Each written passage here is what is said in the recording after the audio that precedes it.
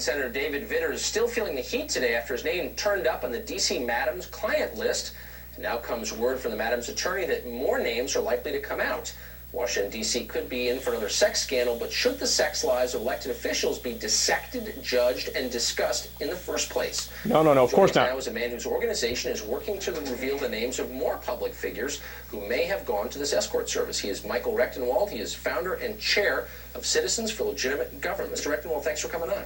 Thanks for having me, Tucker. Now, how could you possibly justify doing something like this? Why is it your business? Well, I mean, I think it's our business. It's the public's business to know, simply because here we have candidates running on so-called family values platforms and legislating morality, and yet they are visiting escort services and prostitutes throughout the country. With all due respect, wait, hold on. I've heard that argument a lot recently. Kind of a silly argument. I don't remember David Vitter making any case that people who frequent prostitutes ought to be punished more severely than that. No, what we're saying here is here's a party that depends on, its platform depends on so-called family values that the Christian Coalition backs, that other organizations back, and that runs on this demagoguing of family values. And yet, as we've seen with the Mark Foley case, as we've seen with the Vitters case, as we saw with the Livingston case, as we saw with the Newt Gingrich case, this is a party that's full of hypocrisy.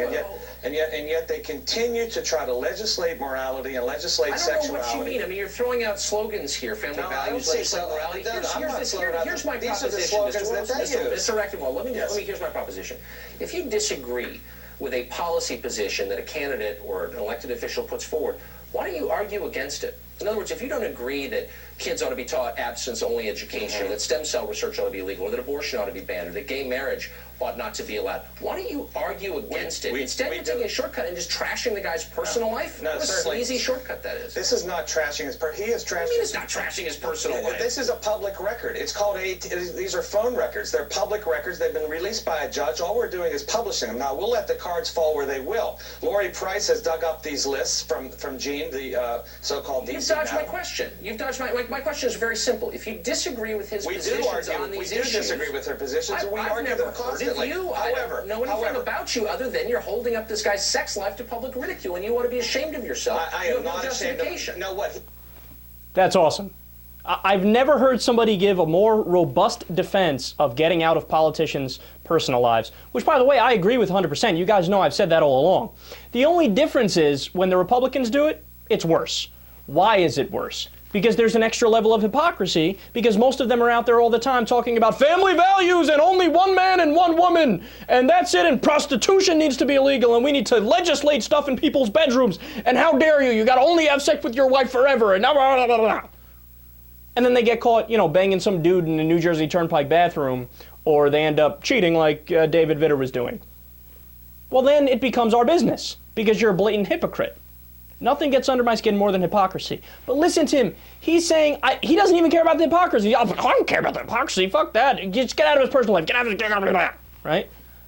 But then this is the same schmuck who today was just giving the Daily Caller praise for getting in Bob Menendez's personal life. I mean, how can you be that intellectually disingenuous?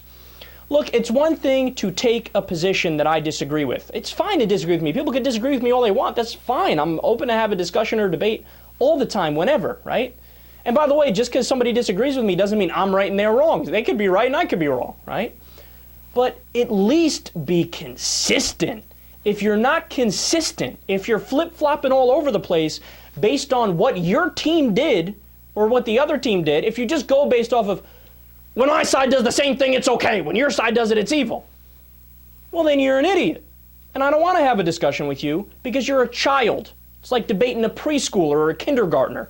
You're pathetic. You're intellectually disingenuous. And you don't know anything.